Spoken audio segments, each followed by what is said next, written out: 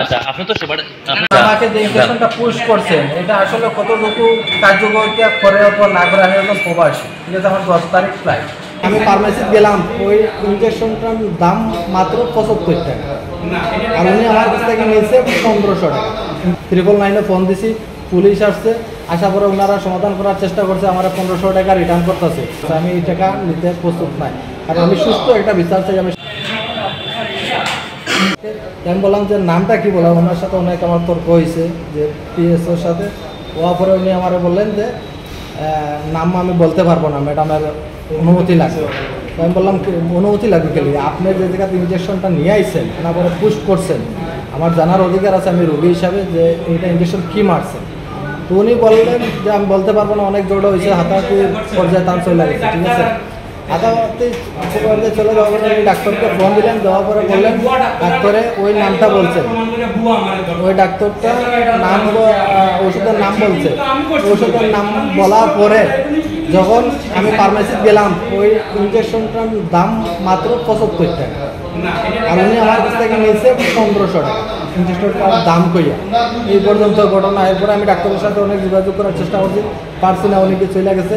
এরপরে অ্যাসিস্ট্যান্ট, এরপর থেকে অ্যাসিস্ট্যান্টটা আমি কোথাও করতেছি না, অ্যাসিস্ট্যান্টের ফোন দিতেছি, ফোন রিসিভ করা ফোন ধরতেছে না। আমি 999-এ ফোন দিছি, পুলিশ আসছে, আসার পরে ওনারা সমাধান করার চেষ্টা করছে, আমার 1500 টাকা রিটার্ন করতেছে। যে ইঞ্জেকশনটা মারছে ওই ইঞ্জেকশনটা টাকা ব্যাক করতেছে। আমি এই টাকা নিতে প্রস্তুত নাই, কারণ আমি সুস্থ একটা বিচার চাই। আমি সাধারণ নাগরিক হিসাবে, আমার সুস্থ নাগরিক হিসাবে। আমাকে যে ইঞ্জেকশনটা পুশ করছেন এটা আসলে কতটুকু যে কার্যকরিতা করে অথবা না করে আমি একদম প্রবাসী, ঠিক আছে। আমার 10 তারিখ ফ্লাইট, এই জন্য আমি যে কনফার্ম মল লাগে যে ইঞ্জেকশনটা কোনো ক্ষতিকর প্রতি না করবো। ডাক্তারের সাথে অনেক যোগাযোগ করা হয়েছে, উনি ফোন রাখছে, ফোন ধরতেছে না, ওনার পিএসও ফোন ধরতেছে না, কেউ ডায়াবেটিস সেন্টারের ভিতরে নেই। আচ্ছা, আপনি তো আপনার এখানেও তাই নিয়ে ডাক্তার আইলা গেলা? আমার এনে ডাক্তার বই। আচ্ছা, টাইম চেম্বার করে নেবে আমার প্রতিষ্ঠানের নাম লেখা নেই।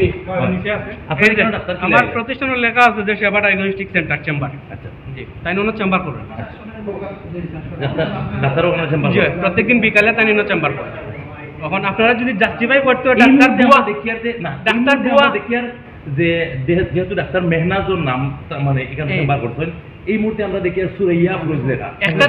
একটা চেম্বারও 2জন না 5জন করতে পারে, কিন্তু মেহনাজের কোনো নাম নাই। মেহনাজের নাম আছে উল্টাই দেখো, মেহনাজের বোর্ড আছে উল্টাইয়া।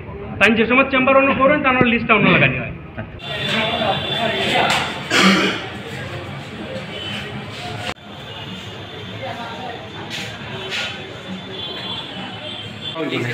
আপনি যেটা হচ্ছে